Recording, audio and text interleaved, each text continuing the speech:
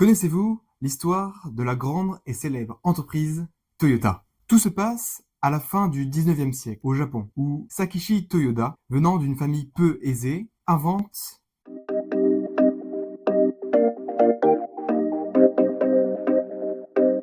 comment Sakichi Toyoda a eu cette fabuleuse idée de créer la première machine à tisser automatique.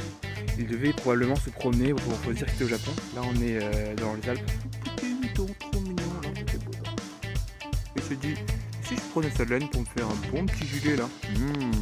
Voilà comment Sakichi Toyoda a créé la première machine à tisser. C'est une première du Japon et du monde. Après le dépôt d'un brevet, cette machine a permis à Sakichi Toyoda de récolter une certaine somme d'argent. Il a par la suite décidé de dédier cette épargne à son fils Kiichiro Toyoda. On peut dire que cela était une forme d'héritage. Il dit, mon fils, je te donne le million, mais pour une seule et unique finalité. Il faut que tu développes une entreprise d'automobile. Et c'est ainsi que Kiichiro Toyoda se lance dans le plus grand projet de sa vie. Il va parcourir le monde et se rend aux États-Unis. C'est là par ailleurs où il découvrira le monde de l'industrie automobile. C'est en 1937 qu'il fonde la Toyota Motors Corporation. Pour petite histoire, l'influence, l'expansion de la marque vient des faits de la Seconde Guerre mondiale, où Toyota s'est en partie distingué par la production de camions, de voitures. Après cet épisode de guerre, l'entreprise, dans les années 1950, commence son exportation partout dans le monde. Et c'est un véritable exploit. Pour une fois, les États-Unis ont enfin un rival, un concurrent qui est prêt à les détrôner du marché, les Japonais. Pour petite histoire, l'entreprise Toyota n'a pas toujours eu ce nom. En effet, comme vous avez pu le remarquer au début de la vidéo, je ne cesse de citer les différents dirigeants de la famille Toyoda. En effet, la marque a changé de nom en 1937. La raison est que Toyota en japonais s'écrirait avec simplement 8 traits, ce qui serait une preuve de bonheur, une preuve de chance, tout cela pour prospérer tranquillement. Si nous nous penchons maintenant sur un côté un peu plus graphique, la marque a eu plusieurs logos, mais qui n'ont pas toujours été très réussis. Le tout premier, voilà, avec cette forme de diamant. Le second, un peu plus clair. Et enfin, le dernier logo qui nous est sorti la même année que la chute du mur de Berlin, c'est-à-dire